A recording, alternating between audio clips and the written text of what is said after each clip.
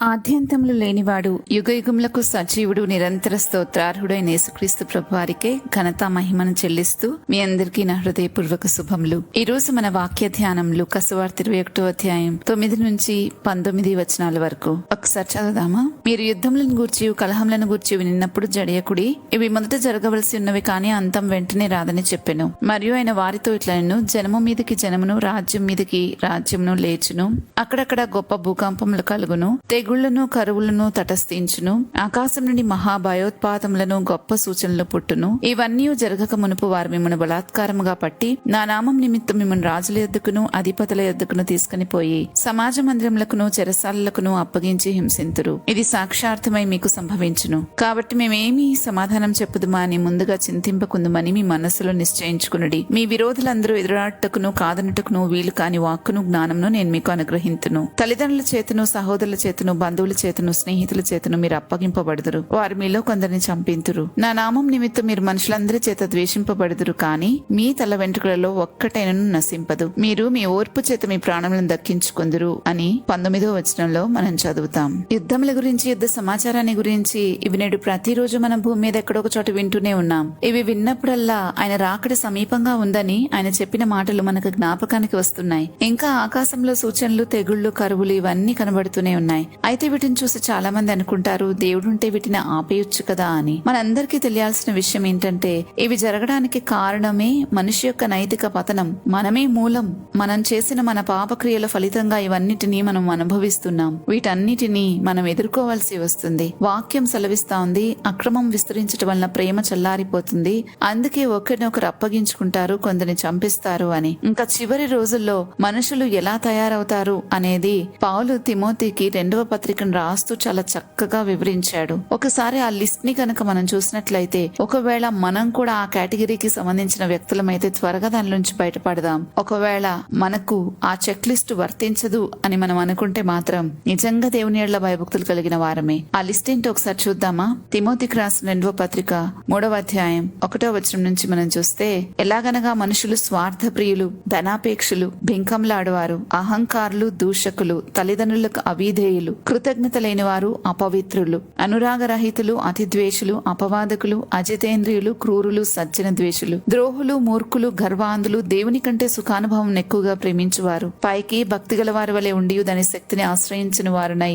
ఇట్టి వారికి విముఖుడవై ఉండుము అని పౌలు తిమోతికి రాస్తా ఉన్నాడు. పాపభరితులై నానా విధములైన దురాశల వలన నడిపింపబడి ఎల్లప్పుడూ నేర్చుకునుచున్నను సత్య విషయమైన అనుభవ జ్ఞానం ఎప్పుడు పొందలేని అవివేక స్త్రీల యొక్క ఇండ్లలో చొచ్చి వారిని చెరపట్టుకుని పోవారు అనేకులు బయలుదేరతారని తిమోతిని పౌలు హెచ్చరిస్తా ఉన్నాడు. ఇలాంటి వారు అనేకులు ఉంటారు అని. ప్రజలు ఇలాగా అయిపోతారని ప్రభువుకి తెలుసు కాబట్టి దాని ఫలితమే ఈ కరువులు, తెగుళ్లు, భూకంపాలు, ఇంకా ఆకాశంలోని సూచనలు ఇవన్నీ జరుగుతాయని ప్రభు చెప్తున్నారు. ప్రభువు తాను మరణించి తిరిగి లేచాక 2000 సంవత్సరాల తర్వాత మనుషుల యొక్క ఆత్మీయ స్వభావం, నైతిక రూపురేఖలు ఎలా ఉండబోతున్నాయి అనే సంగతిని మనకు ముందుగానే తెలియజేశారు. అలా చెప్పడానికి ఆయన దగ్గర చాలా కారణాలున్నాయి. ఆయన సర్వం ఎరిగిన వాడని మనకు తెలియజేయడమే అంతేకాకుండా వాటిని గమనిస్తున్న మనం వాటిలో పడకుండా జాగ్రత్త పడితే, అన్నింటి మీద అధికారం కలిగిన ప్రభువుకి మనము లోబడితే, ఆయన అధికారానికి మనం ఒప్పుకుంటే వీటన్నిటి నుండి తప్పించుకోగలమని మనకు తెలియజేయడమే. ఇది మనుషుల యొక్క పాప ఫలితంగా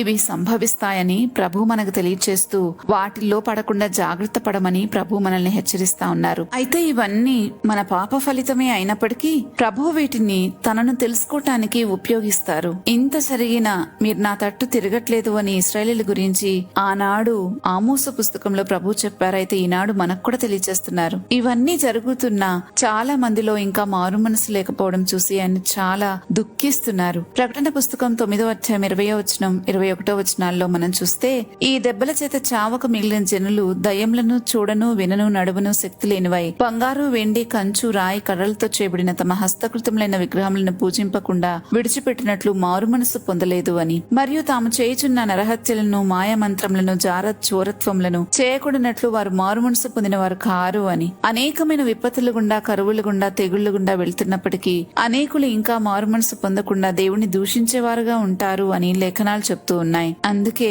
దుర్దినములు రాకముందే మన సృష్టికర్తను జ్ఞాపకం తెచ్చుకుంటే, ఆయనతో మంచి సహవాసంలో మనం ఉండగలిగితే వీటన్నిటి నుంచి మనం తప్పించుకోగలుగుతాం. బుద్ధిమంతుడు తప్పకుండా తప్పించుకుంటారు.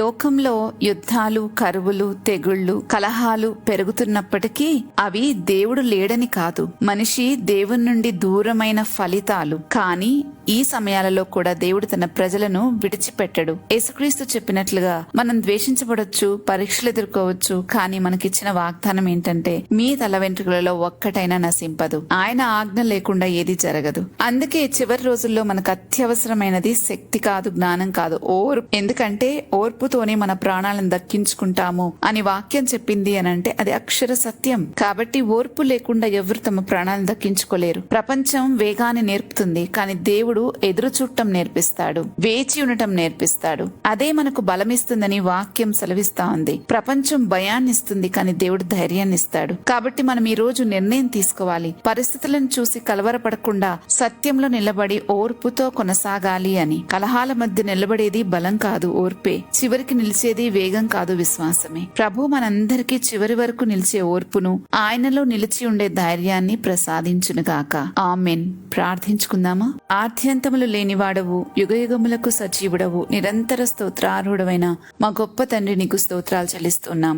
ఈ రోజు మాకు తెలియచేసిన ఈ సంగతులను బట్టి నేను ఎంతగానో స్తుతిస్తున్నాం. చివరి రోజులు ఎలా ఉంటాయో, వాటిని మేము ఎలా ఎదుర్కోవాలో, మాలో ఉండవలసింది ఏంటో స్పష్టంగా మాకు చాలా క్లారిటీతో మాకు బోధించినందుకు మీకు స్తోత్రాలు. ఏది కూడా మేము చీకట్లో ఉన్న వారంలా కాకుండా వెలుగులో ఉన్న వారి వల్లే అన్ని విషయాలు జ్ఞానము కలిగి తెలుసుకుని ప్రవ్వా మేము ఎట్లా రియాక్ట్ అవ్వాలో, ఏ విషయాన్ని ఎలా తీసుకోవాలో, ఎలా స్పందించాలో ప్రతి దాన్ని మాకెంతో సూక్ష్మమైన వివరణ మాకు అనుగ్రహిస్తున్నందుకు మీకు స్తుతులు చెల్లిస్తున్నాం. అయితే ఇవి పొందుకునే కృప మాకు కావాలని నీ సన్నిధిలో బ్రతిమాలుతున్నాం. నీ కృపతో మమ్మల్ని నింపండి ప్రభువా. ఓర్పు తన కార్యమును కొనసాగించినట్లుగా మాలో తండ్రి గొప్ప ఓర్పు కలిగిన వారమై నివసించినట్లుగా మా పైన నీ కృపను కుమ్మరించి నాయనా, లోకము పోకడలను బట్టి కాదు, ఈ ప్రపంచ ధర్మము చొప్పున కాదు, లేదా ఈ లోక మర్యాద వైపు కాదు, గాని వాక్యం ఏం చెప్తుందో దాని ప్రకారం జీవించే కృప మా పైన కుమ్మరించమని యేసుక్రీస్తు ప్రభు వారి నామంలో బ్రతిమాలుతున్నాము తండ్రి. ఆమెన్. రేపటి ధ్యానంలో మళ్ళా తిరిగి కలుద్దాం. అంతవరకు దేవుని కృప మనందరికీ తోడైండును గాక. ఆమెన్.